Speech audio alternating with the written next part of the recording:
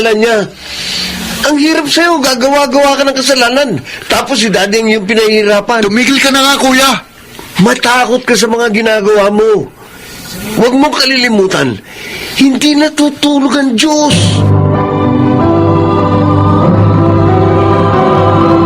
Handog ng DZRH ang tula sa kanyang panahon. May mga abusadong magulang, ngunit higit na marami ang abusadong anak.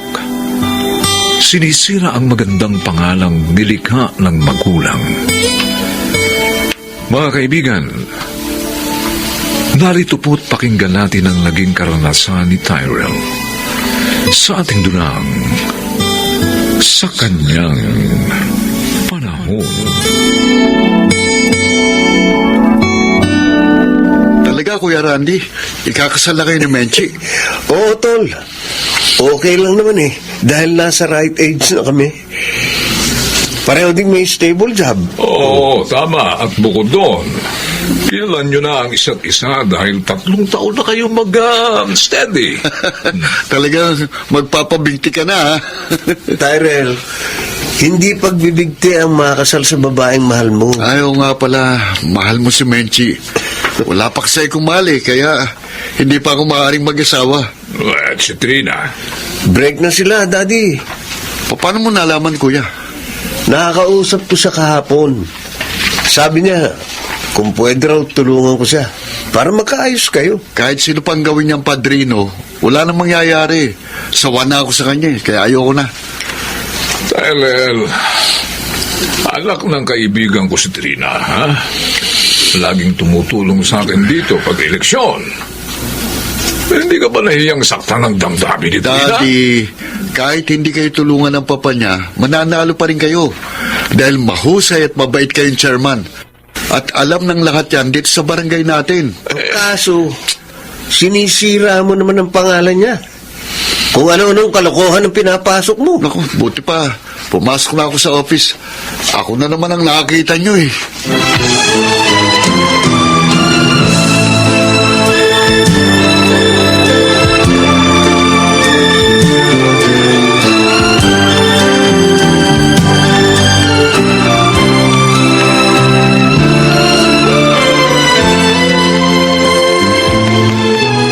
Sabi mo may pag-uusapan tayo. Kaya niyaya mo ako dito sa park. Ano ba yun, Janine? Tyrell, kailangan pakasalan mo na ako. Ano? Bakit ka naman nagmamadali? Janine, ikakasal pa lang ang kuya ko. Hindi ako pwedeng sumabay sa kanya. Isa pa, wala pa akong ipon. Buntis ako. Pambihira ka naman pala eh. Di ba sabi ko sa'yo mag-ingat ka? Di ba alam naman natin kung paano tayo dapat mag-ingat? Bakit hindi mo ginawa? Di ba? Huwag mo na ako sisihin. Narito na to eh. Pakasalan mo na lang ako. Sa lahat ng ayaw ko sa babae, yung pinipilit ako. What do you mean? Ayaw mo akong pakasalan? Gusto kita, Janine. Pero never ko sinabi sa'yo na I love you. Walang niya ka! Ano? I'm sorry. Pero kahit ilang beses mo pa akong sampalin, hindi mo ako mapipilit na pakasalan ka. Ang sama mo talaga. Nagpasarap ka lang sa akin. Ganun ka rin naman sa akin, ah. Kaya pareho lang natin ginamit ang isa't isa. Tyrell, mag-usap tayo. Parang galit kayo, Dad. Ano po ba yun? Ano na naman itong kalokohang ginawa mo, ha? Hindi ko alam ang sinasabi nyo. Pinuntahan ako ni Janine kanina sa barangay. Buntis daw siya. Pero ayaw mo panagutan. Talaga palang lukalukang babaeng yun eh. Nag-usap na po kami. Nagsumbong pa sa inyo. Bakit ba ayaw mo siyang pakasalan? Nobya mo siya! Hindi ko siya mahal, Daddy. Yes, nobya ko siya. Pero noon yun. Break na kami ngayon. At saka isa lang siya sa mga naging nobya ko na hindi ko mahal. Hindi mo siya dapat ginalaw kung gano'n! Hindi mo naman pala mahal eh! Pareho naman po namin ginusto yun. At saka, handa ko naman po sustentuhan yung bata.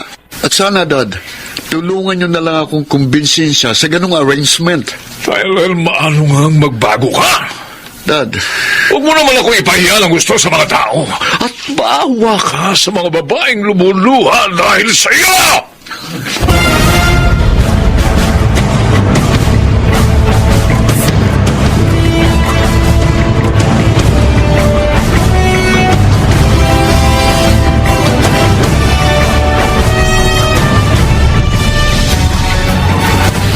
Naparito ka na naman, Tyrell. Sina, ano bang iniyayaw mo sa akin? Gwapo naman ako. May magandang trabaho. At babaero. Ah, Balita dito sa lugar natin ng pagkababaero mo. Ang mga babaeng pinaluha mo. Sina, Alam mo ba sa ginagawa mo? Napipintasan si Chairman Samuel dahil sa'yo. hindi ko naman gagawin yun sa'yo eh. Hindi kita lolokohin. Kaso nga, hindi kita mahal. Kaya pasensya na. Iba na lang ang ligawan mo.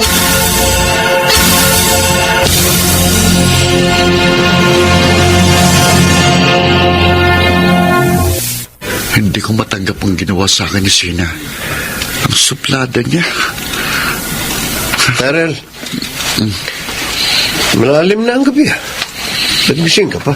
Hindi pa ako inaantok, Kuya Randy. May problema ba? Babae? Naiinis ako kay Sina eh. Dahil binastad niya ako. Si Sina? Yung magandang anak ni Aling Cora? Oo, siya nga. Kursunada ko siya eh. Alam mo, para magustuhan ka niya,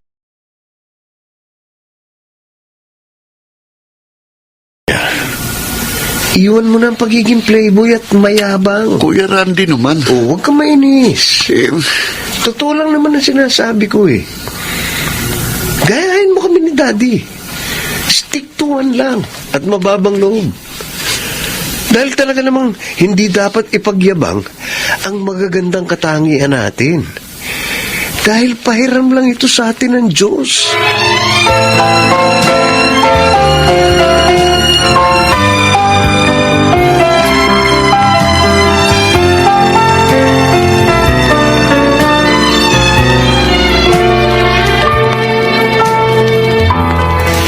Ay, ang tagal naman ng tricycle. Itong mahirap dito sa lugar namin eh. Pag malalim na ang gabi, madalang na yung sasakyan. Kung bakit naman kasi, hindi ko maiwan si Chona. Kawawa naman eh. Hilong-hilo yung tao. magandang gabi, Sina. Ay, Tyrell. Ito naman, nagulat mo naman ako. Yeah, natin na kita sa inyo. Madalang na ang tricycle ngayon. Ay, hindi na, wag na. Ah, Meron pa naman darating eh. Isa pa, nakainom ka. Kahit nakainom ako, kaya ko pa rin mag-drive. Maski nga ikaw, kaya kong i-drive. Sa banda doon na nga lang ako maghihintay ng masasakyan. Oo, huwag Diyan ka kang na nga. mali, sandali. Pwede ba? Sabi nga ko na maghahatid sa'yo eh. Bitiwan mo kamay ko. Bibitiwan kita kapag nasa loob ka na ng kotse ko. Ayoko sabi. Halika. Bitiwan mo ako. Ay, huwag ka nang pumalag. Sisigaw ako. Ayaw mo tumahimik? Ha? Ito, oh. Ano? Ano? Itong amuyin mo. Oh. Amuyin mo yan para matahimik ka.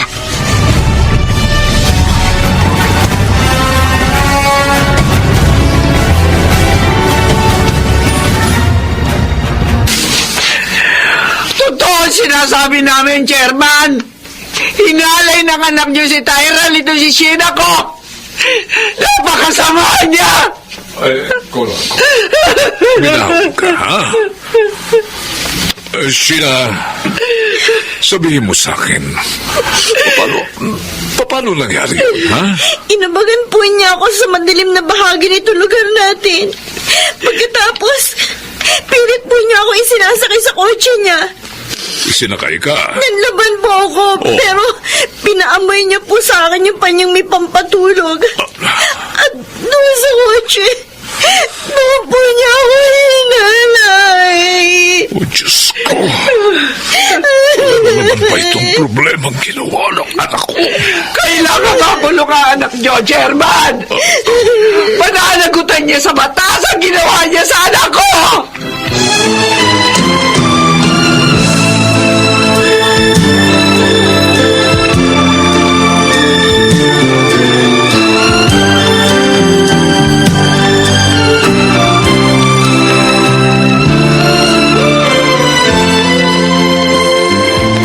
Tyrell, saan ka pupunta? Magtatago ako, kuya. Bakit mo gagawin yun? Anong gusto mo? Magpakulong ako? Hindi ako bobo para gawin yun. Bahala na si Daddy dyan. Dinumihan mo na naman ang pangalan niya. Ang hirap sa'yo, gagawa-gawa ka ng kasalanan, tapos si Daddy yung pahihirapan. Tumigil ka na nga, kuya! Matakot ka sa mga ginagawa mo. Huwag mong kalilimutan, hindi natutulog ang Diyos.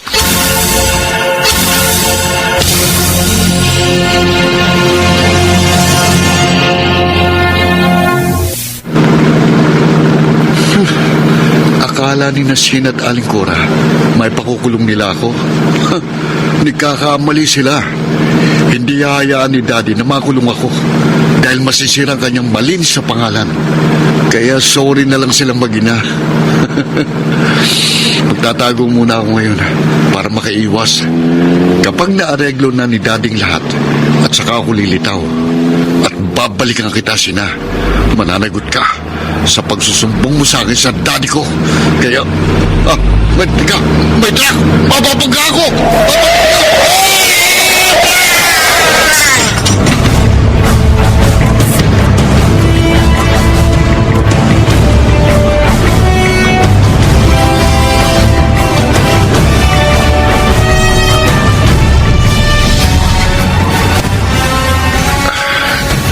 Daddy, Narito ako sa tabi mo, Tyrell. bakit madilim? Hindi ko kayo makita. Oh, anak. Dad, bakit ganito? Tell me, bakit wala akong makita? Anak, ang mukha mo't mga mata, napinsala ng aksidenteng nangyari sa'yo. Ang ibig niyo sabihin, pangit na ako, bulag pa. Kaya wala akong makita. Anak. Dad, Oo, Dad. uminahong ka, anak. Baka mabilat ka. Sagutin niyo, tanong ko, Daddy. Daddy. Maaari naman daw ipagamot yan ang iyong mukha para mabalik sa dati lang. Kaya lang, ang mga mata mo, hindi na. No! Ayoko mabulag, Daddy. Ayoko rin pumangit. Tyrell, anak. Oh, Diyos ko. Bakit ako nagkaganito? Bakit mo ako pinabayaan? Huwag mong sisihin ang Diyos. Marahil paraan niya ito para imulat ka sa iyong pagkakamali. Daddy, paano na ako mabubuhay ngayon? Pangit na ako at walang silbi. May pag-asa ka pa, anak. Binuhay ka pa ng Diyos sa aksidenteng iyon. Marahil upang bigyan ka ng pagkakataong magbago. Kaya sana, anak, huwag mong biguin ang Diyos.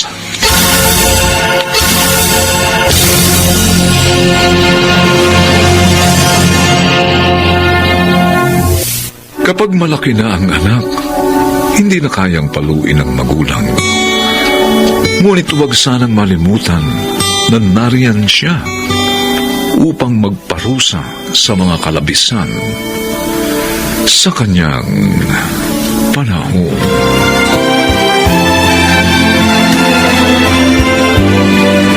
Mga nagsiganap: Phil Cruz, Lionel Benjamin, Rosana Villegas, Chiquit del Carmen Amor, at Susan Robles. Special Sound Effects, Jerry Butia. Technical Supervision, Eric Lucero at Bong Muyar. Musical Scoring, Buboy Sanonga. Ang kasaysayang ito'y mula sa panulat ni Thelma Corporal Alcantara. At sa pinagsamang direksyon ng inyong lingkod, June Martin de Gaspi at Bobby Cruz. Sa kanyang panahon.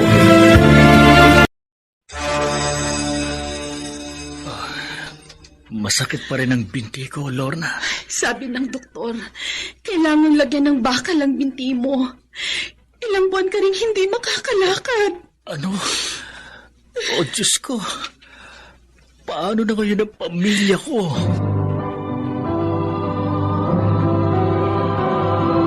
Handog ng DZRH ang tula. En su tiempo. In His time. Sa kanyang panahon. May mga nilikhang bata pa lamang ay nakaranas na ng hirap sa buhay. Bukod pa sa kanilang pasanin at hanggang sa paglaki, ay waring mailap sa kanila ang ginhawang inaasam.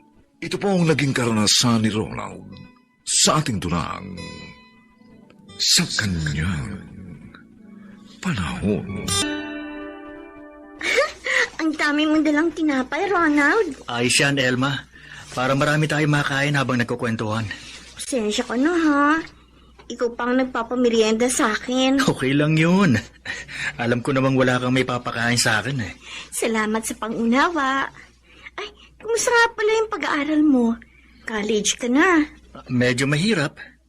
Dahil hindi na pwede yung paisi-isi ka lang katulad ng high school. Isa pa, alam mo naman di ba? Nagtatrabaho ako. Tuwing Sabado at Linggo, nagmamasaya ako para may panggastos. Bidib nga ako sa iyo eh. Ang sipag mo. Kailangan eh. Maliit lang naman ang allowance na tinatanggap ko dun sa foundation na tumutulong sa akin. Pero malaking bagay din.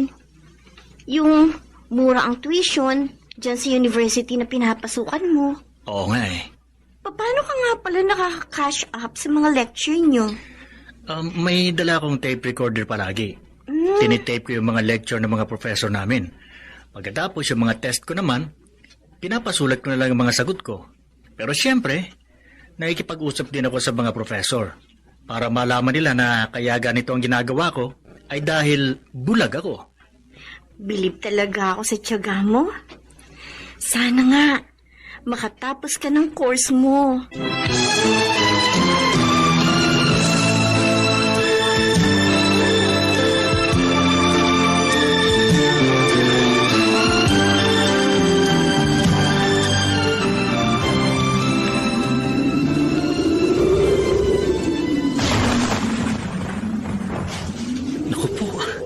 Ang lakas ng ulan. Humahangin pa. Inabot na ako dito sa daan. Kung kailan nakalabas na ako ng bahay ni Nasir. Saka pa bumuhos ang malakas na ulan. Ang layo ko pa naman sa sakayan. Pagkatapos mahirap ang gumamit ng baston pag ganito umuulan. Ay, ito ang hirap ng walang guide ng isang bulag. Tapos magtatrabaho ng walang kasama. At saka biglang uulan. Mabuti pa kaya bumalik na lang ako kina Sir.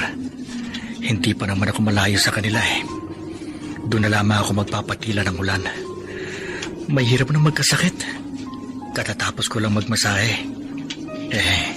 Abala pa sa pag-aaral ko pag nagkasakit ako.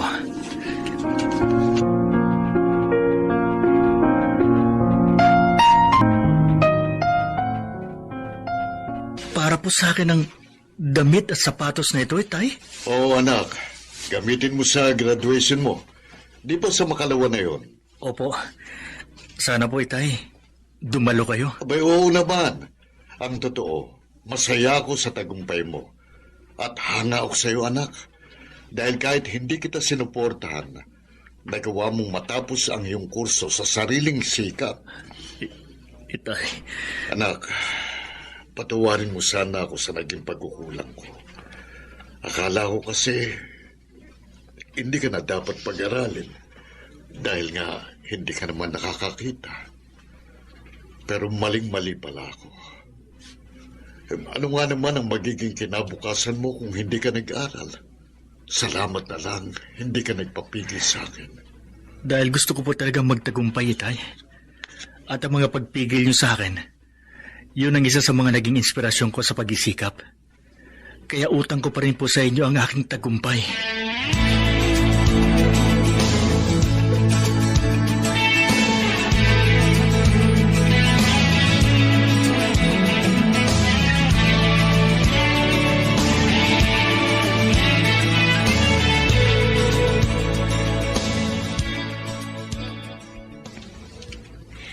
Talaga? Wow! Ang best friend ko mag-aasawa na! Tapos ko ng college eh. Tsaka, pareho na magmaayos ang kita namin itong si Lorna sa pagmamasahe. Kaya ayos lang kahit magpakasal na kami. Kaya lang, wala ka na bang balak na gamitin ang kursong tinapos mo? O, syempre, gusto ko rin magamit yun. Pero, wala pa ako mapasukan eh. Kaya habang wala pa, magmamasahe na muna ako. Tama si Ronald, Elma. Ang importante, pareho kaming may trabaho. Okay ba naman sa inyo na mag-asawa ka, Lorna? Oo naman. Tanggap ng parents ko na kahit tayong mga hindi nakakakita, ay may karapatan ding magmahal at mahalin at magkaroon ng sariling pamilya. Tulad ng mga taong walang kapansanan. Ikaw, Ronald, okay lang ba kay Mang Andoy? Oo, walang problema sa tatay ko, Elma. Iba na ang pananaw niya ngayon sa ating mga may kapansanan. At may ilan din kaming customer na close sa amin, na siyang magiging ninang at ninong namin sa kasal. Ayos! At last, magiging happy na rin si Ronald. Good luck sa inyo!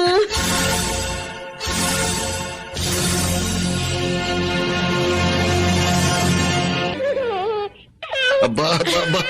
At tinatawanan ako ni Junior, Para pong sinasabi niya na natutuwa po siya at dumalaw kayo, Tatay Andoy. Oo nga, Lorna. Nasan nga palang asawa mo? May tumawag pong customer kaya umalis po siya para magmasahe. At ikaw ang naiwan para mag-alaga sa dalawang anak nyo. Opo, ganun na nga po. Paano naman kung kailangan mo ring magmasahe? Meron naman po akong kamag-anak na napapakisuyuan ko magbantay dito sa dalawang bata. Aba, Binibigyan na lang po namin ng kaunting bayad. mainam naman. Ay, maiba ko. Ngayong dalawa ng anak nyo, ano bang balak nyo? Dadagdagan nyo pa ba yan? Ang gusto po namin ni Ronald, hanggang 2 anak lang po. Para mas mabigyan po namin ng maayos na kinabukasan. Ay, kayo po pala, Lolo Andoy. Tuloy po kayo. Salamat, Jean. May dala akong ulam para sa inyo. Ah, Narito pang nanay at tatay mo. si Inay lang po ang kasama namin ni Junior. Ganun ba? Nagmasahe po si Itay. Pero baka pauwi na rin yun. Kanina pa po siya umalis eh. Jen! Jen! Ay! Lola. Bakit po? Ay, nandito nga po pala si Lolo Andoy. Anak, Tatay Andoy, may tumawag pong pulis sa cellphone ko. Pulis, bakit ano nangyari? Si Ronald daw po. Labangga!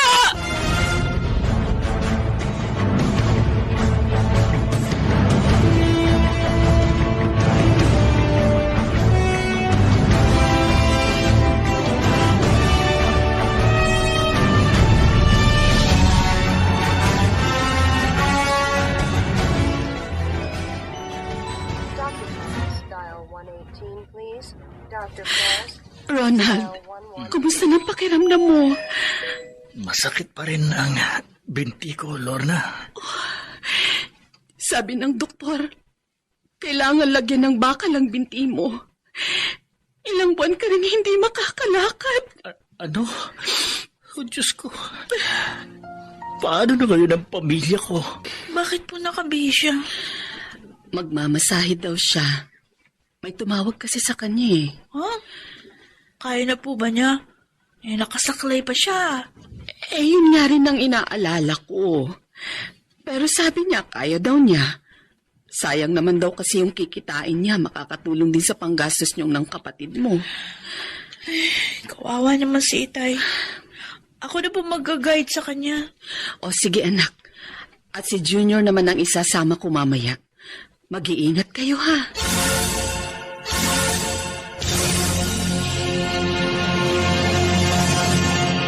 Maganda yung lugar na nakita ko, Junior. Palagay ko, mas kikita si na Inay at Itay pag doon na palagay yung massage clinic nila.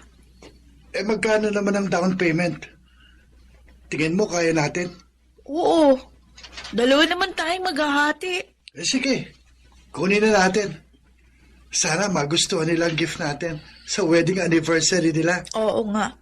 Isang massage clinic para sa ulirang mga magulang na sa kabila ng mga hirap at kanilang kapansanan Sinikap tayong may taguyod.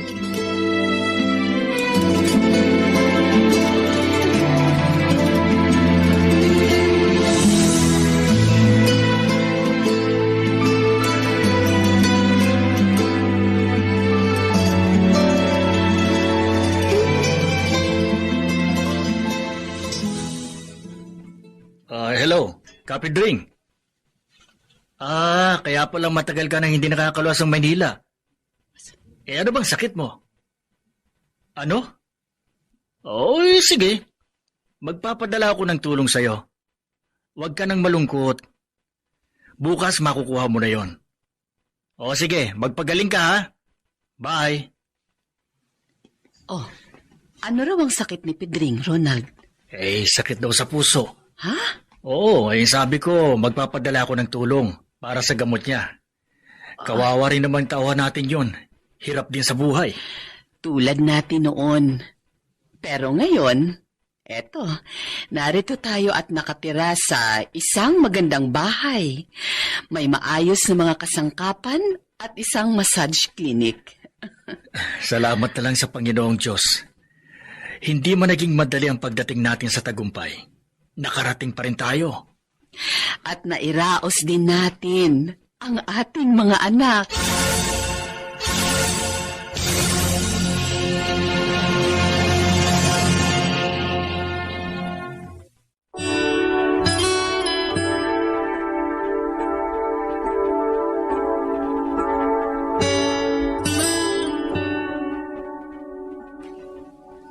Mahaba man ang lakbayin tungo sa tagumpay.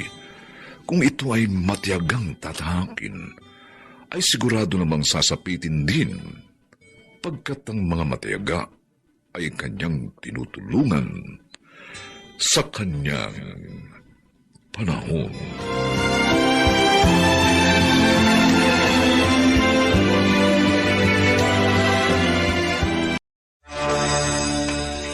Ano bang nalalaman niyo sa plano ko, Mang Pulding? Sa nararamdaman ko? Kahit hindi ka magsalita, alam kong gumaganti ka dahil sa naging pagpanaw ng iyong pamilya.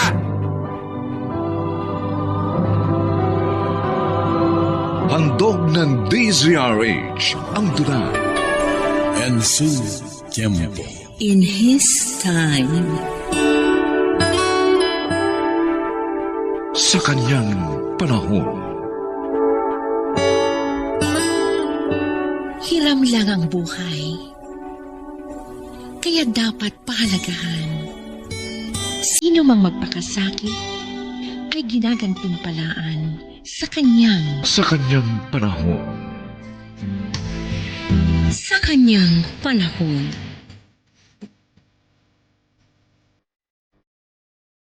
Kapag may simula, may wakas. Maraming maaaring maganap. Mga bagay na hindi natin inaasahan. Ito ang hiwaga ng buhay. Sa bawat yugto, may masama at kabiguan, pangwalila at kalungkutan na tila walang katapusan.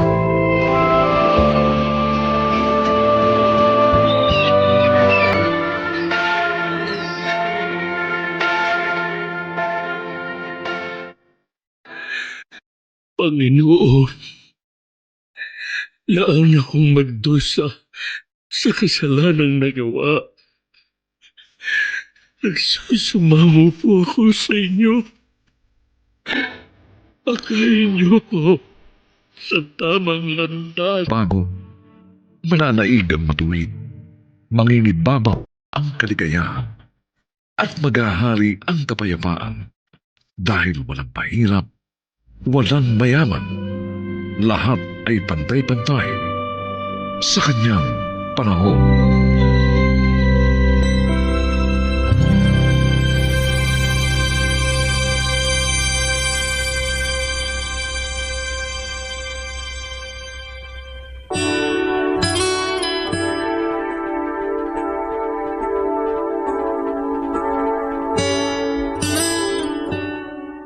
May mga taong lumipas man ang panahon ay hindi malimot ang naging kabiguan. ginagamit ang kayamanan upang baguhin ang nakaraan. Mga kaibigan, narito po ang naging karanasan ni Victoria sa ating dunang sa kanyang panahon. Gloria, Carlito, gusto ng amo ko na umalis na kayo rito sa inyong tinitirhan. Bakit naman po, Sir Manuel? Dapat ba bang itanong yan? 6 na buwan ninyong hindi nababayaran ito. At hindi rin nyo natutubuan yung lupa ninyong isinangla sa kanya. At ngayon, gusto nyo nang makuha ang pakinabang ng salaping ibinigay niya sa inyo. Sir, baka naman po maaring makausap ang amo niyo. At bakit? Kasi po, nagpapagaling pa ako sa akin naging operasyon. Kaya hindi ko matulungan ng asawa ko sa pagtatrabaho. Ayaw niyang makipag-usap. Sapat na raw yung panahong ibinigay niya sa inyo. Pero, kung talagang gusto niyo raw na huwag mapaalis dito, may isa siyang suggestion. Ano po yun? Naghahanap ng katulong sa kanyang bahay ang amo ko. Sabi niya, kung gusto niyo, ibigay niyo sa kanya para manilbihan ang anak ninyong panganay. Ano ho? Pag ginawa niyo yun, makapananatili kayo rito.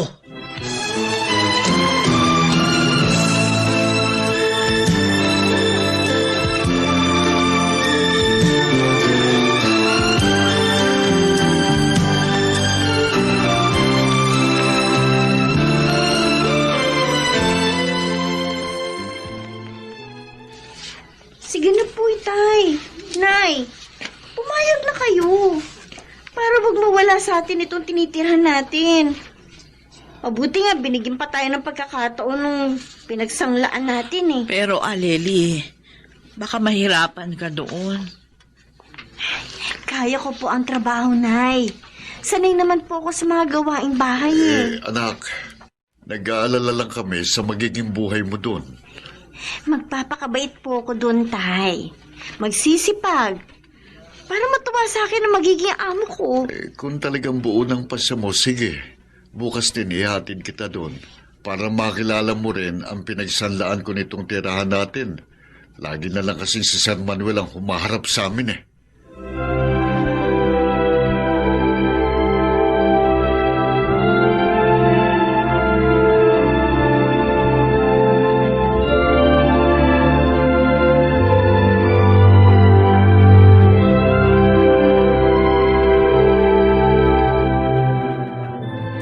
Gloria, nag-iisip ka na naman ng malalim. Naaalala ko na naman ang anak natin, Carlito. Hindi mo siya dapat iniwan sa bahay.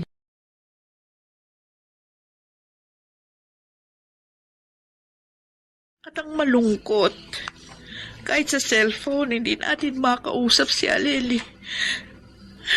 Sana hindi mo na lang siya iniwan doon. Ayoko naman talaga. Dahil nga nakita ko na si Victoria ang magiging amo niya eh. Kaso ang anak natin ang nagpilit na iwan ko na siya. Kinakabahan talaga ako. Baka minamaltrato ng babaeng yun si Aleni. Bay, wala tayong kasalanan para gawin niya yun sa anak natin. Lalong walang kasalanan ng anak natin. Pero hindi natin alam ang nasa isip niya. Siguro, talagang sinadya niyang si Manuel lang ang laging paharapin sa atin nung una. Para hindi tayo makaiwas na sa kanya isanla ang ating lupa. At nagtagumpay siya. Kukunin ko na lang ang anak natin doon. Ay, paano ang sanla natin? Bahala na. Kakausapin ko si Victoria. Aray ko, Mama, bakit naman po ninyo ako sinampal? Tinatanong mo pa? Binasag mo yung mamahaling kong pinggan! Hindi ko naman po sinasadya, Ma'am Victoria. Nagulat po kasi ako sa malakas ninyong pagsigaw sa akin. Kaya nabitiwan ko yung mga plato. Ba't sumasagot ka pa? Paano hindi kita sisigawan? Ang kupad mong kumilos! Sinabi ko na sa'yo, di ba? Ayoko sa katulong na tanga at makupad kumilos! Patawad na po, Ma'am. Hindi na po mauulit. Hindi maaaring basta patawad na lamang yon.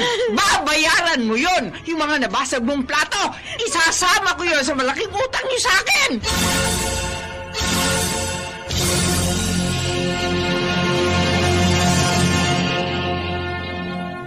Magandang araw po, Mang Pulding. Carlito, salamat at nagbalik ka. Ho? Bakit to? Ayokong makialam, pero hindi ko kayang tiisin ang pagmamalupit ni Victoria sa anak mo. Kaya pala, kinakabahan kami ng asawa ko. Mayroong hindi magandang nangyayari sa aming anak. Gusto kang gantihan ni Victoria. Kunin mo ang anak mo rito at iuwi sa inyo. Hindi siya dapat magtrabaho dito. Mapulding? Sino ang dumating? Si Carlito, ma'am. Oh, sabi ko na nga ba't babalik ka, Carlito Naparito ko para kunin ng anak ko. Baka nakakalimutan mo na malaki ang utang niyo sa akin. Victoria, nakikiusap ako.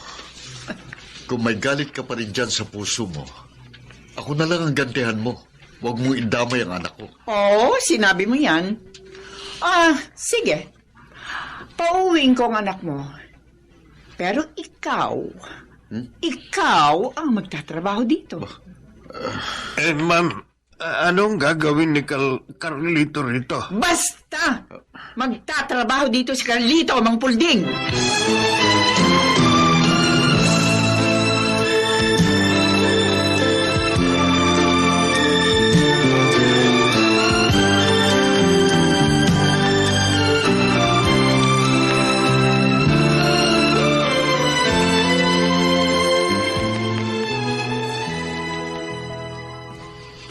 Ganon, Nay. Bakit ganon na lang ang galit ni Ma'am Victoria kay Itay?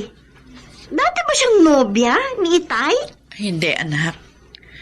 Magkakaibigan kaming tatlo nung araw. Maging ang aming mga magulang.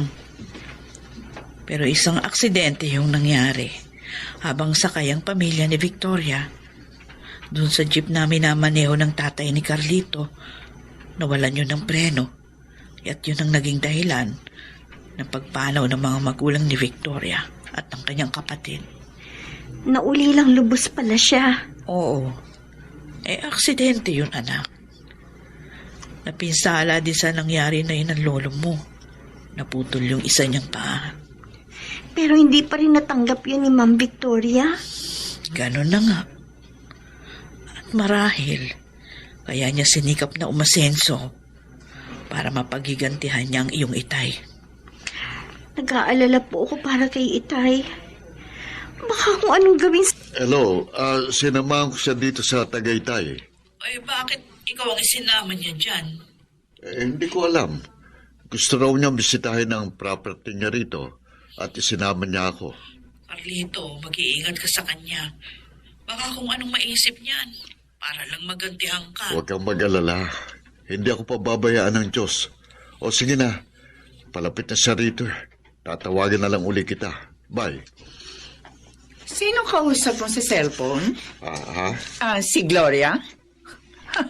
Bakit? Natatakot na ba siyang baka mawala ka sa kanila? At bakit mangyayari yun? Mahal ko ang pamilya ko. Oh, talaga? Alalahanin mo, Carlito. Tayong dalawa lang ang narito. At mas maganda ko kaysa kay Gloria. Ito bang paraan ng pagganti mo sa akin? Ang subuking wasakin ang pamilya ko? Pues nagkakamali ka, Victoria. Hindi ka magtatagumpay. Dahil malaking takot ko sa Diyos. Ganon? At hindi ko magagawang pagtaksila ng asawa ko. Hoy! Saan ka pupunta? Carlito! Carlito! Sa labas! Sa kotse ko matutulog. Dahil hindi kasama sa trabaho ko, ang bantayan ka sa pagtulog mo. Hoy, Carlito! Huwag mo ako iwan dito! Carlito!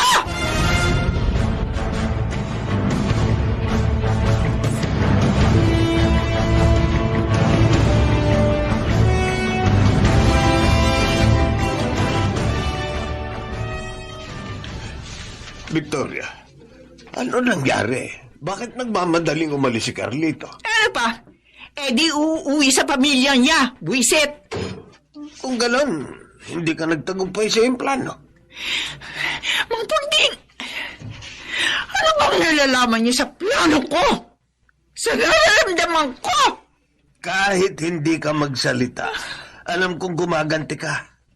Dahil sa naging pagpanaw ng iyong pamilya. Pero Victoria, walang kasalanan doon si Carlito. Maging ang kanyang ama. Dahil ang nangyari ay isang aksidente. At matagal nang tapos yun. Kaya sana, pawiin mo na ang pot sa puso mo. At huwag ka nang manakit pa ng iyong kapwa.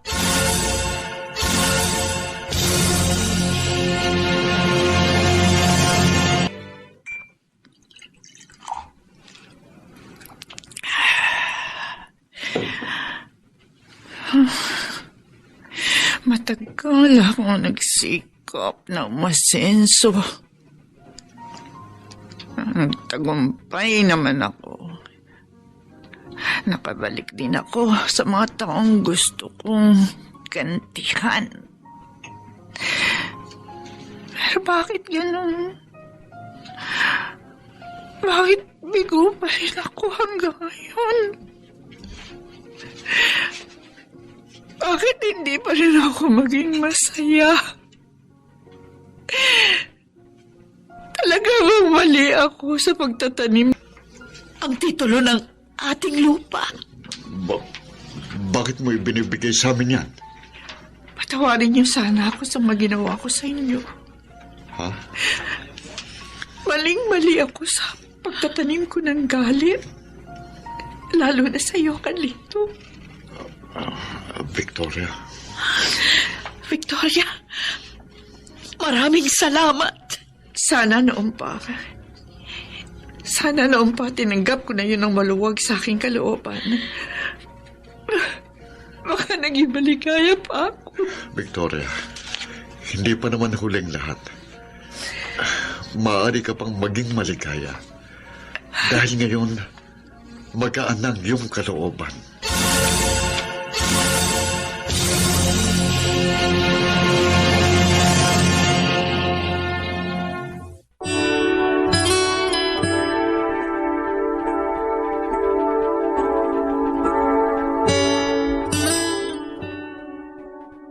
Lahat ng tao, mahirap man o mayaman, ay di makaiiwas na makaranas ng kabiguan. Dapat niya itong tanggapin ng maluwag sa kalooban upang siya'y maging matatag at matamo ang tunay na kaligayahan sa kanyang panahon.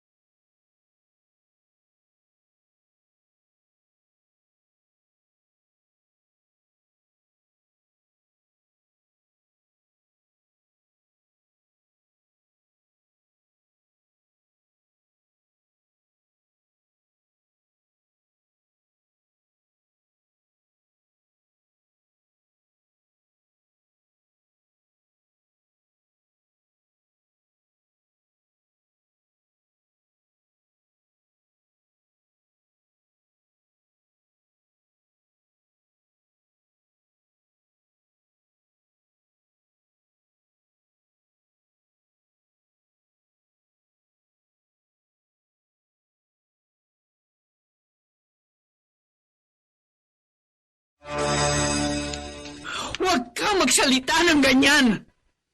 Oo, siguro nga dahil sa akin kaya nagkaroon kayo ng sakit. Pero inalagaan ko kayo. Hindi ako nagkulang sa inyo. Minahal ko kayo ng higit pa sa buhay ko.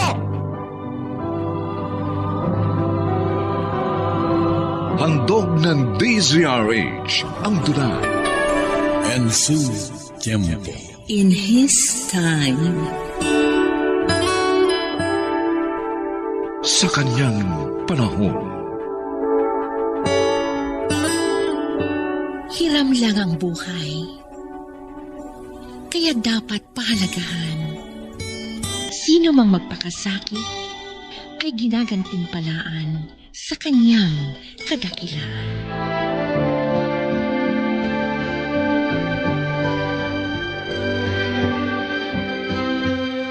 Sa kanyang panahon.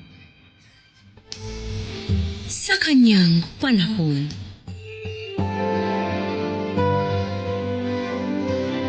Kapag may simula, may wakas. Maraming maaaring maganap. Mga bagay na hindi natin inaasahan. Ito ang hiwaga ng buhay. Sa bawat yugto, may masama at kabiguan, pangulila at kalungkutan na tila walang katapusan.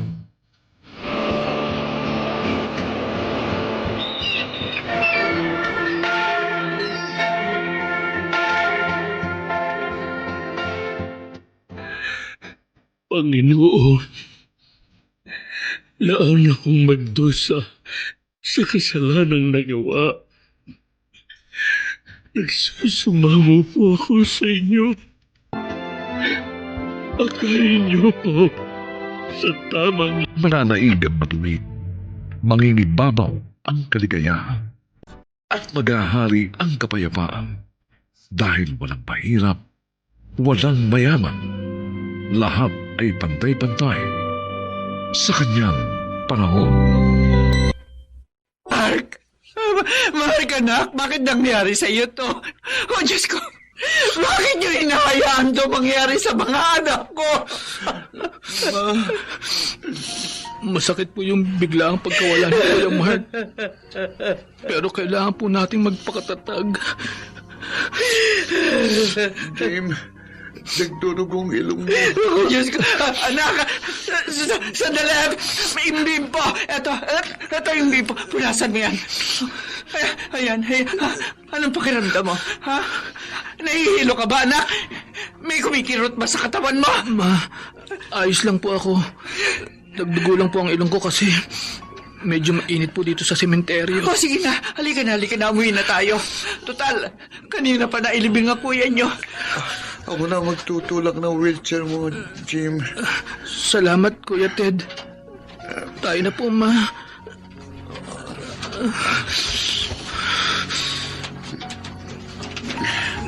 Sa totoo lang, mga bata pa lang kayo, nangangamba na ako para sa kaligtasan nyo. Alam ko na may kakaiba kayong sakit. Nang mapansin ko na kapag nagkakasugat, matagal ang pagdurugo. Parang hindi gumagaling.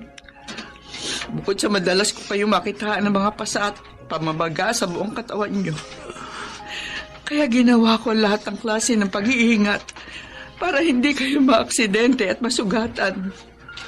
Pero nahandong pa rin yung kaba sa dibdib ko.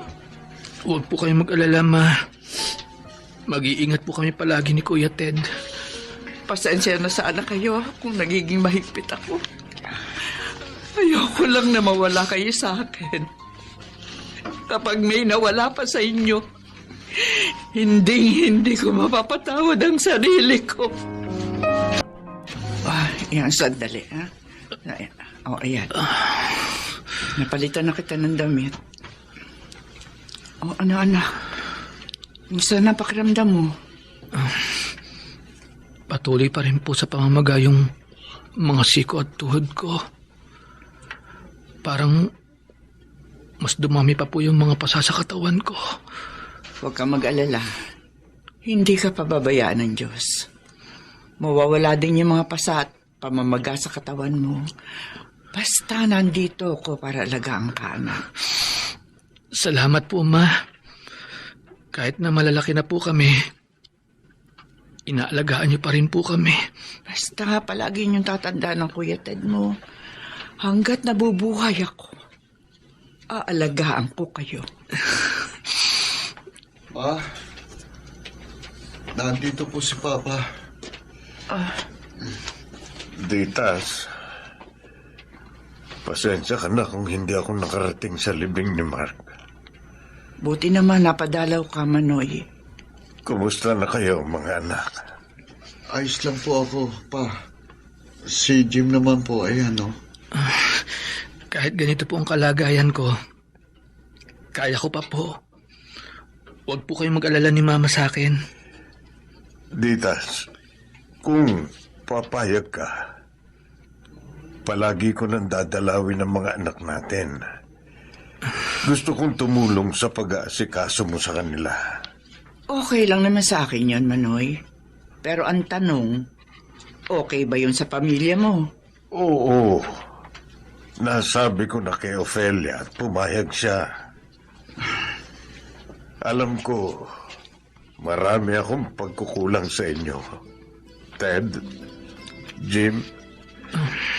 Pero sana, hayaan niyo akong makabawi sa inyo, mga anak.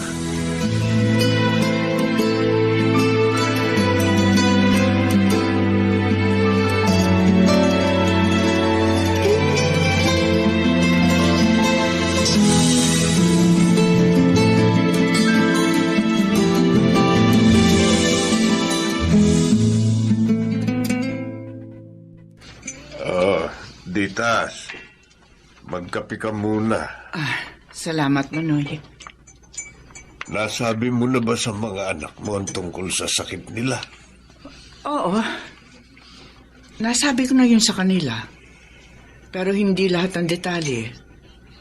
Tulad na lang ng sa akin nila nakuha yung sakit na nagpapahirap sa kanila. Manoy, ayoko kasi na sisihin nila ako. Hindi ka naman siguro nila sisisihin. Wala namang may gustong magkasakit ng ganon. Namana ko yung sakit na yun sa tatay ko. Yun nga lang, mga lalaki lang ang naaapektuhan ng hemophilia. Walang kaso sa mga babae pero naipapasa nila ang sakit na yun sa mga anak nila. Kapag nalaman nila na ako ang dahilan ng paghihirap nila, baka maging abot hanggang langit ang pagsisisi nila na ako pa ang kanilang naging ina. Huwag mong isipin yan. Hindi ka kailanman nagkulang sa mga anak mo. Inalagaan at minahal mo sila. Naging mabuti kang ina sa kanila. Kaya walang rason para sisihin kanila sa kung ano man ang nangyayari sa kalusugan nila.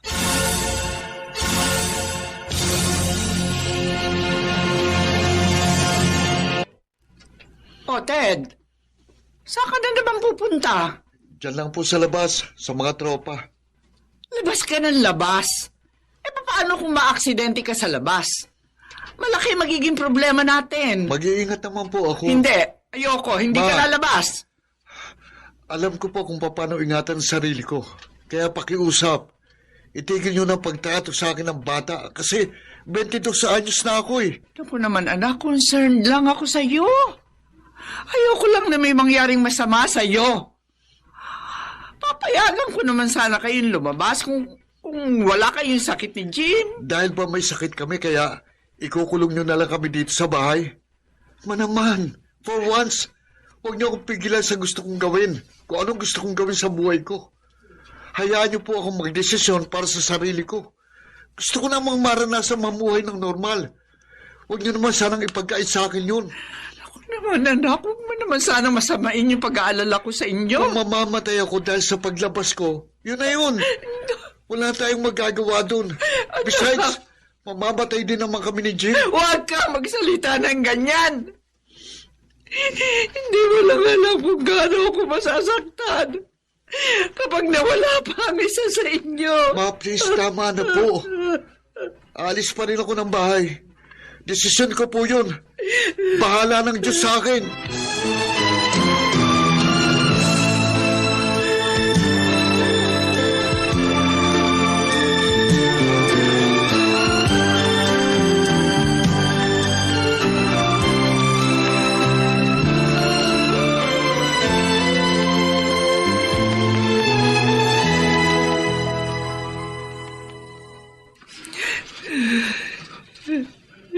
Ma, bakit po kayo umiiyak? Gising ka na pala. O anak, anong pakiramdam mo?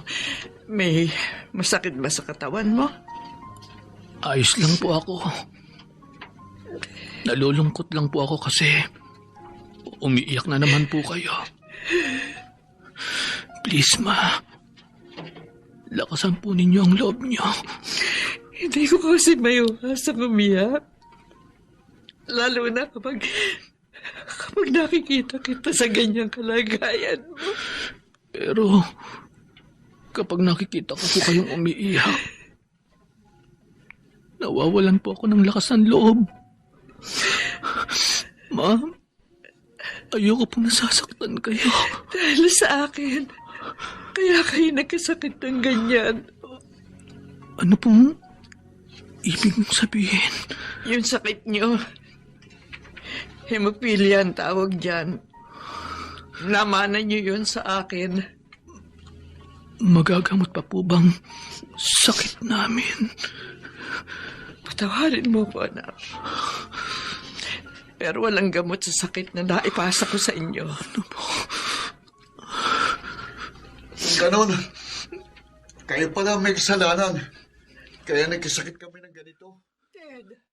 Anak! Kuya Ted, huwag mong sisihin si Mama. Wala siyang kasalanan. Kundi dahil sa sakit na yan, edi sana hindi tayo nagdurusa ng ganito. Kung bakit ba kasi kayo pang naging nanay namin? Ted! Sana hindi na lang ikaw ang nanay namin para hindi kami nabubuhay ng miserable. Kuya Ted! Hindi ko kagustuhan na magkaroon ng sakit na hemophilia. Naman ako ito sa tatay ko, sa lolo nyo. Pero hindi nito naapektuhan ang mga babae. Ang mga lalaki lamang ang pinahihirapan ng sakit na ito. Ang malas naman namin kung ganun. Huwag kang magsalita ng ganyan.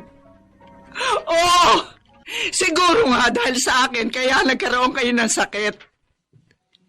Pero inalagaan ko kayo. Hindi ako nagkulang sa inyo. Minahal ko kayo ng higit pa sa buhay ko. Hindi mo lang alam kung gaano kasakit sa akin na makita kayo sa ganyang kalagayan. Ma, tama na po. Huwag na po kayong umiyak. Ma, ayoko matulad kay Kuya Mark. Ayoko pang mamatay. At gusto kong mabuhay ng normal. Hindi kayo mamamatay! Kung makikinig kayo sa akin.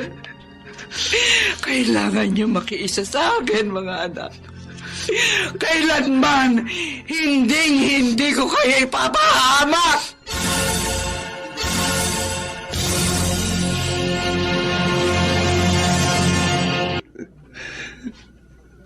Ted? Anak? Bakit hindi ka pa bumabangon? Bakit ka umiiyak?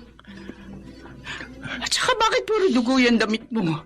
Ma, tingnan niyo po mga tudat sa akong namamaga. Diyos ko. Sinubukan kong bumangon at tumayo pero napakasakit po.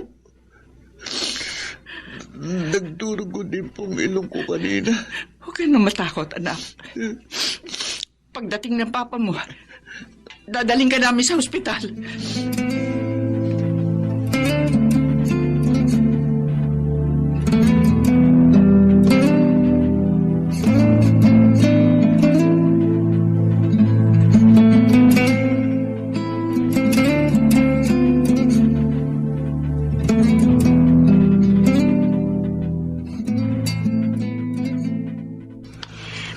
pong severe hemophilia B ang parehong anak ninyo, ma'am. But don't worry.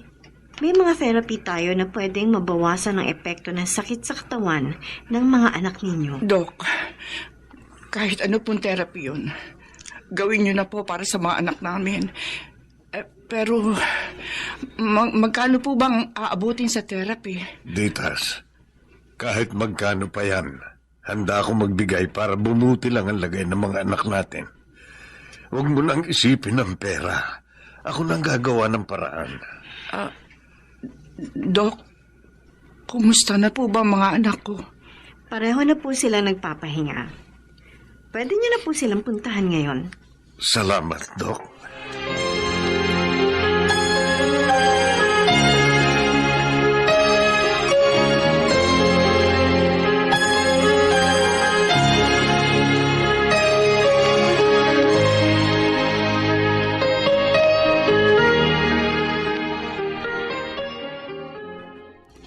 Ted, anak, eto na yung pagkain mo. Kumain ka na. Ma, sorry po. Patawarin niyo po ako kung sinisi ko po kayo dati sa sakit namin magkakapatid. Pinagsisisihan ko po kung hindi ako naging mabuting anak sa inyo. Anak, pinatatawad na kita. Hindi man tayo nagkakasundo paminsan-minsan. Pero alam kong isa kang mabuting anak. Naiintindihan kita kung gusto mo magkaroon ng normal na buhay. Narealize ko na may mali din ako. Sa sobrang takot ko na mawala kayo ni Jim sa akin, kaya diniktahan ko ang mga buhay niyo. Buti naman, Ditas. Naisipan niyong umuwi ng mga anak mo dito sa probinsya. Nako, Mila. Nami-miss ko na kasing pumunta rito. Lalo na yung pagpunta rito sa Dalampasigan. Tignan mo yung mga anak mo, oh. Mukhang masaya silang pinagmamasdan yung paglubog ng araw. Pero nalulungkot lang ako ng konti. Dahil pareho na naka-wheelchair si Ted at Jim. Pero Mila, umaasa pa rin ako na isang araw papakinggan ng Diyos sa mga dasal ko at gagaling ang mga anak ko. Oy, gusto mo isamahan mo na yung mga anak mo? Babalik naman ako sa kubo para magluto ng hapunan. Oo, sige. Salamat, ha? Pinatuloy mo kami sa bahay mo. Ay, wala yun. O, sige na, Ditas. Ma! Oy, mga anak! Ma! Samahan niyo po kami dito habang pinapanood ang paglubog ng araw. Smile naman kayo, Ma. Dapat masaya po tayo ngayon kasi magkakasama po tayo. Alam niyo, natutuwa ako na makita na pareho kayong masaya. Hindi po hadlang ang hemophilia para maging masaya kami ni Jim. At saka, alam naman natin na palaging nakagabay sa atin ng Diyos. Hindi po niya tayo pababayaan. Ma, mahal na mahal po namin kayo. At nagpapasalamat po kami dahil kayo po ang naging mama namin. Mga anak ko, sobra din ang pasasalamat ko sa Diyos. Dahil mayroon ako mga anak na mababait. Maswerte ako dahil ibinigay kayo ng Diyos sa akin. Mahal na mahal ko rin kayo, mga anak.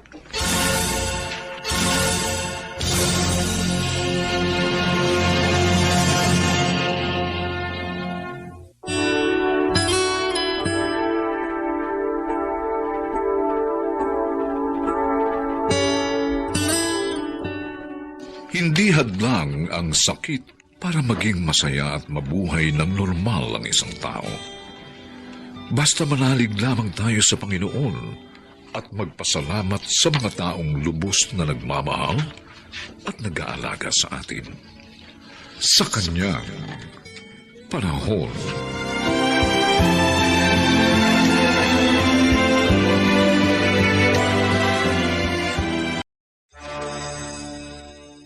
Sila ang naging inspirasyon ko sa mga pagsisikap ko, Marie. Sa bawat palakpak na naririnig ko, pag nagpe-perform ako, nangangarap ako na sana isa sa mga pumapalakpak doon ay ang pamilya ko.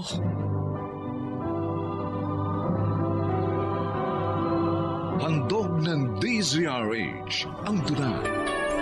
En su tiempo. In His time. Sa kanyang panahon. Hiram lang ang buhay. Kaya dapat pahalagahan. Sino mang magpakasakit ay ginagantimpalaan sa kanyang kadakilaan.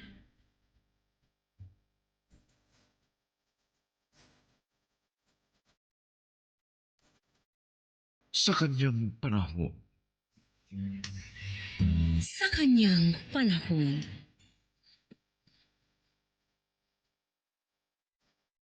Kapag may simula, may wakas. Maraming maaaring maganap. Mga bagay na hindi natin inaasahan. Ito ang hiwaga ng buhay.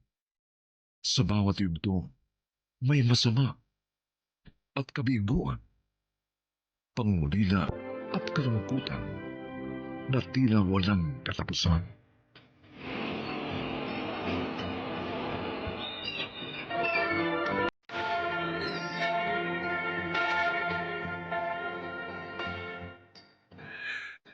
Panginoon, laan akong magdusa sa kasalanang nagawa.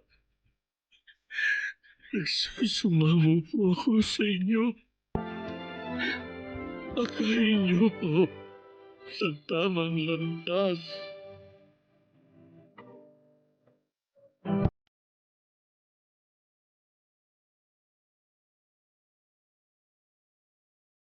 Ang lahat ay magbabago. Mananaig ang matuwid. Mangingibabaw ang kaligayahan. At maghahari ang kapayapaan. Dahil walang mahirap, walang mayaman. Lahat ay pantay-pantay sa kanyang panahon.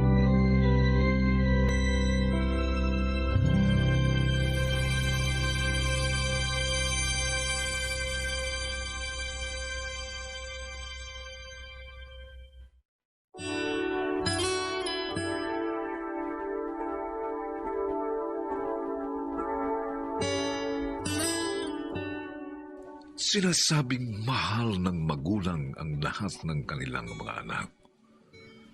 Ngunit bakit kaya may ilang nasusumpungan na ayaw ang kanilang anak? Mga kaibigan, narito po ang naging karanasan ni Dino sa ating dulang sa kanyang panahon.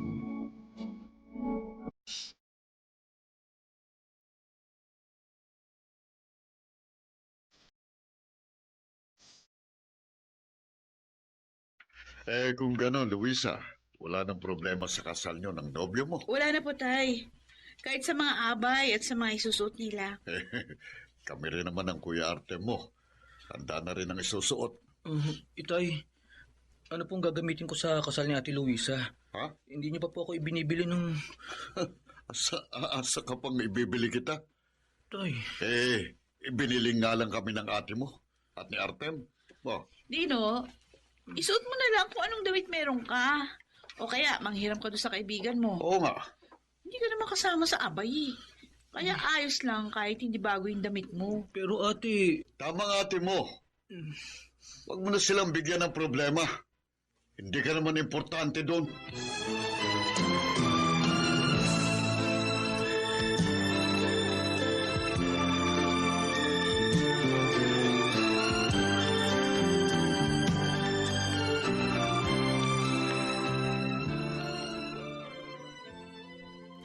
Huwag ka nang malungkot, Dino. Pahihiramin naman kita ng may susuot mo sa kasal ng Ate Luisa mo. Salamat, Edgar. Pero hindi naman yung damit na gagamitin ko ang ikinalulungkot ko eh. Kundi yung trato sa akin ni Itay at ng mga kapatid ko. Oo nga, Edgar. Bata pa kami nitong si Dino. Nakita ko nang ayaw ni namang ambu kay Dino. Bakit nga ba sila ganun, Marie? Ang lagi kong naririnig na sinasabi nila. Kasi raw, pangit itong kaibigan natin. Hindi tulad ng dalawang kapatid ni Dino na magandang itsura. At dahil din sa ako ang sinisisi nila. Sa pagkamatay ni inay. Pambihira naman sila. Hindi mo naman kasalanan kung hindi ka nila kamukha. At kahit ang pagpanaw ng nanay mo. Eh kaso nga, hindi nila matanggap yun. Alam nyo, naiisip ko minsan, sana hindi nila ako ipinanganak ni inay. Dino. Sana ako na lang ang namatay. Para hindi ako nasasaktan ng ganito. Dino, huwag ka magsalita ng ganyan. Mabait ka at mabuting anak. Naniniwala ako na darating din ang panahon na makikita nila mga magaganda mong katangiang yon. Mabuti na lang. Narito kayo ni Edgar. Mga tunay kong kaibigan. Oo naman. Hindi ka namin iiwan. Mabuti pa, sumama ka sa amin ni Edgar. May pupuntahan kami. Oo nga. Manonood kami ng shooting ng pelikula, Dino.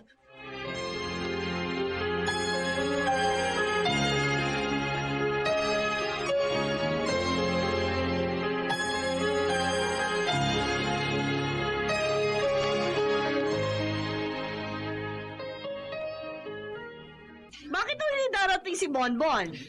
Masama raw po yung pakiramdam, Ma'am Glo.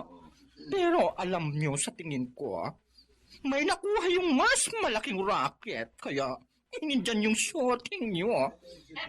Masabay talagang lalaking yon. Akala niya, siya na ang pinakamahusay na komedyante ng bansa? Correct, Ma'am Glo. Bakit nga ba sa hindi, ano? Nakikita mo, ang dami ng taong naririto. Opo.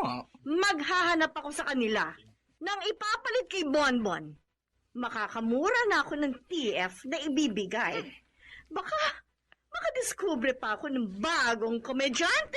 Kumita ka lang ng konti, ang yabang mo na. Hindi naman ate. Masaya lang ako kasi nga ako ang napili sa audition ni na Ma'am Glo. At binayaran ako agad. Hindi ka dapat matuwa dahil natitiyak ko. Yan ang una't huli mong pagkita sa pelikula. Hindi na masusundan yan. Ito yun naman. Totoo yun. Dahil ang pinilakang tabing ay para lamang sa mga may magagandang mukha at sa mga matatalino. Hindi katulad mo. Masama na nga hilatsa ng mukha. Wala pang tinapos na edukasyon. Tay, bakit kayo ganyan sa akin? Anong bakit? Bakit lagi nyo nalang sinasaktan ng damdamin ko? Talaga po bang hindi nyo ako mahal? Nagdrama ka pa dyan? Kinarin ang pag-aartista, oh. Hindi mo na dapat tinatanong yan dahil alam mo yung sagot. Ate, hindi ko kasalanan kung bakit namatay si inay. At kung bakit ganito ang itsura ko. Tama na!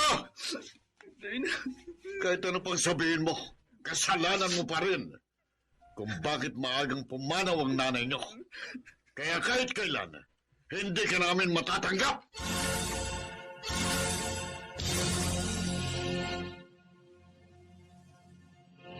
Ibig mong sabihin, Marie, tayong dalawa lang ang maghahatid sa Maynila kay Dino? Oo, Edgar. Hindi ba alam ni na Mang Ambo na kinuha ni Ma'am Glo si Dino para gawing komedyan? Sinabi ni Dino, nagpaalam nga siya sa kanila na kay Ma'am Glo titira. Ano sabi nila? Ininsulto lang ang kaibigan natin. Kaya nga sabi ko kay Dino, tayo na lang ang maghahatid sa kanya para naman may moral support siya. Pambihira talaga ang pamilya ni Dino. Pero alam mo, tingin ko sisikat siya. Kasi bukod sa mahusay siyang magpatawa, mahusay din siyang kumanta. Sabi naman ni Dino, ang gusto lang niya, makaipon siya. May ayos ang buhay niya. Baka raw kasi pag nagawa na niyang bagay na yun, matanggap at mahalin na rin siya ng tatay at mga kapatid niya.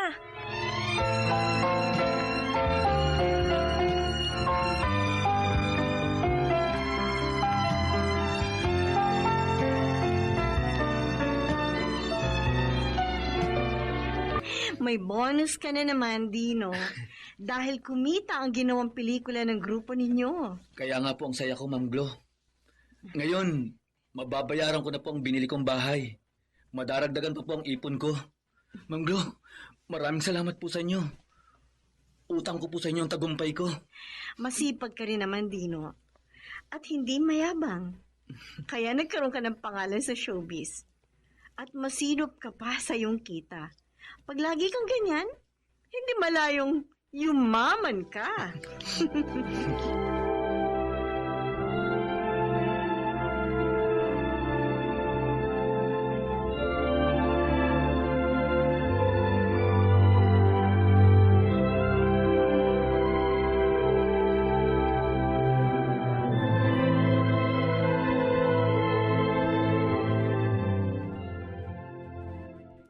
Tay, pasensya na kayo.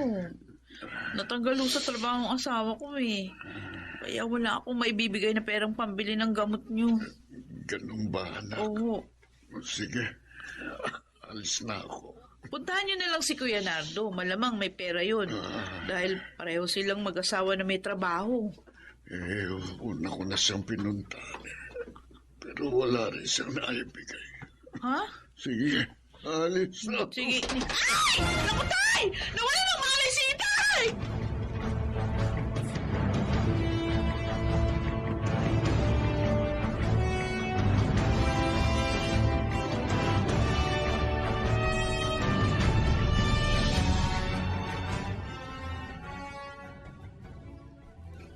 Totoo, Marie? Nakausap mo si Dino? Oo, sabi Edgar. At pinapupunta niya tayo sa birthday niya. Doon daw yun gagawin sa restaurant niya. Wow! Bigati na talaga si Dino. Artista na. Negosyante pa. Sinabi mo pa. After daw ng celebration, ipapasyal niya tayo sa bahay niya. Nagkatotoong sinabi mo, Edgar. Nasisikat si Dino. Oo nga. At ang maganda sa kanya, hindi niya talaga tayo nakalimutan. Ano kayang magiging reaction niya pag nalaman niya nangyari kay Mang Ambo? Oo nga, no. Hindi niya alam yun, Chuck. Sasabihin ba natin sa kanya? Gusto ko sana. Kaya lang, baka naman masira ang birthday niya pag kinuwento natin. Alam ko na. Ang nalalapit na lang natin kasalang ikwento natin sa kanya. Pag nagtanong na lang siya tungkol sa kanyang pamilya, saka natin sabihin.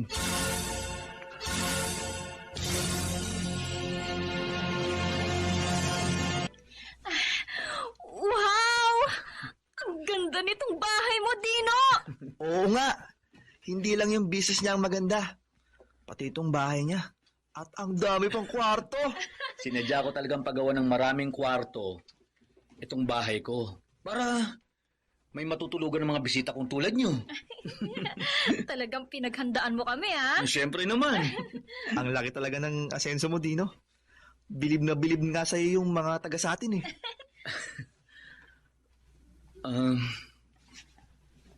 Edgar, Marie, kumusta na si Naitay? Ano kasi, Dino, inatake sa puso si Mang Ambo. Ano? Kailan pa? Kumusta na siya ngayon? Isa-isa lang ang tanong. Matagal na siyang inatake. Hindi lang maipagamot ng mga kapatid mo. Kasi hirap sila sa buhay. Sino nag-aalaga sa kanya sa bahay namin? Wala na yung bahay niya, Dino. Naipagbili yun nung nagbalak ang kuya mo na mag-abroad. Kaso napeke. Ganun ba? Saan nakatira ngayon si Itay? Kina Luisa. Siyang nag-aalaga kay Mang Ambo. Kawawa naman si Itay. Hindi ka nagdaramdam sa kanya? Kaya marahil nangyari sa akin ito para magising sa akin mga pagkakamali.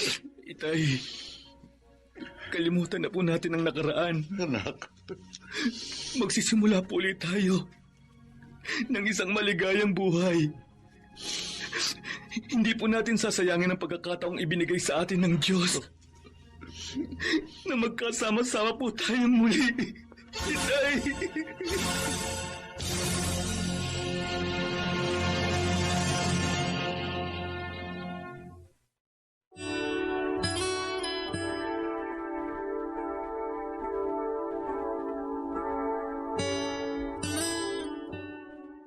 May pagkakataong ang nilalait na kapintasan ay siya palang maghahatid ng magandang kapalaran at ito ay matutupad sa kanyang panahon.